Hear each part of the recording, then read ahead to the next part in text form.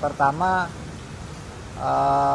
itu soal kerjasama antar negara-negara kepulauan di seluruh dunia. Indonesia jadi ketuanya, itu rapat.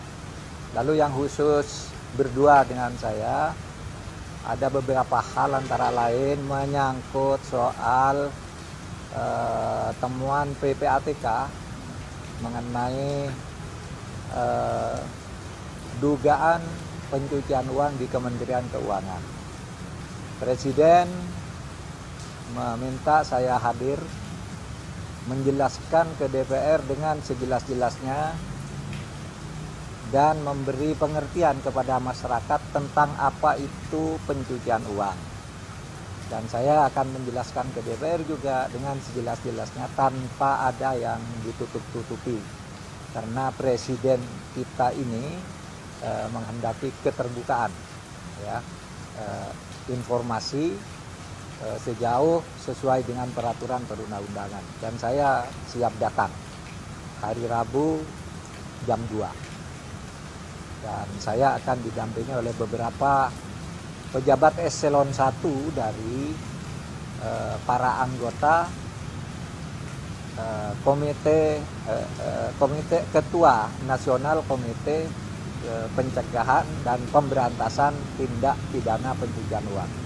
Ketuanya saya, anggotanya ada beberapa menteri dan lembaga. Kita cukup ditemani oleh eselon 1-nya. Itu aja, saya siap datang hari Rabu. Lalu yang kedua, Presiden akan segera memfollow up penyelesaian non-yudisial pelanggaran hak asasi manusia, pelanggaran HAM berat di masa lalu. Karena impresnya sudah keluar, insya Allah nanti sesudah habis Lebaran, Presiden akan melakukan kick off untuk pertanda dimulainya rekomendasi-rekomendasi HAM itu, dan mungkin nanti Presiden akan melakukan kick off dari Aceh atau mungkin dari Papua, tetapi akan serentak pada waktu yang sama di seluruh Indonesia.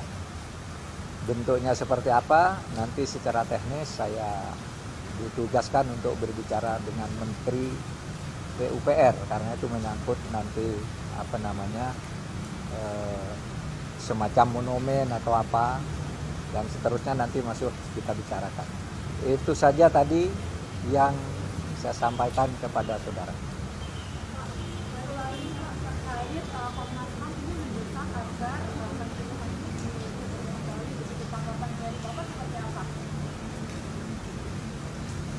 Itu kan sudah, ya silahkan aja Komnas HAM kalau mau ngusut. Kalau pemerintah kan sudah, ya, pemerintah sudah menemukan kesalahan bahwa terjadi sekian korban jiwa karena ada gas peluru, tetapi pada waktu itu memang proses hukumnya sudah jalan, karena hukum itu kan harus ada bukti-bukti, ada niat kesengajaan dan sebagainya. Pada waktu itu SOP-nya belum ada dan seterusnya. Ini semua masih terus digarap. Tapi kalau mau bicarakan juruhan, saudara, jangan hanya bicara peristiwa yang itu.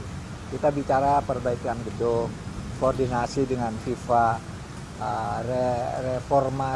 reformasi PSSI, dan sebagainya.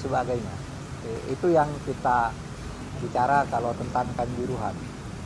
Apa-apa yang direkomendasikan Kanjuruhan itu, tim Kanjuruhan itu sudah jalan semuanya.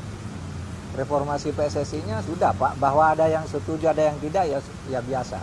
Pengadilan juga semaksimal mungkin yang dilakukan oleh Polri sudah dilakukan dan masih akan terus dicari kalau memang ditemukan bukti-bukti lain. Tentu Komnas HAM itu mempunyai kewenangan menurut undang-undang. Ya, kita kan tidak bisa menghalangi, silakan aja gitu. Kalau dia, tetapi supaya dengan yang terukur, jangan seperti yang sudah di sana ada pelanggaran HAM berat lalu disuruh cari bukti sendiri, suruh buktikan sendiri, kan nggak bisa. Bukti itu ukurannya di hukum acara kan gitu. Bagus kalau Komnas HAM mau melakukan itu, karena memang wewenangnya. Kami lebih mudah bekerja kalau Komnas HAM bisa memberikan rekomendasi-rekomendasi yang terukur.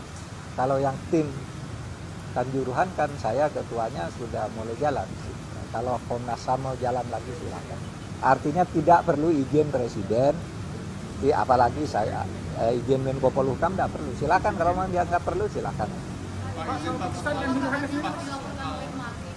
Hah? Tidak apa-apa.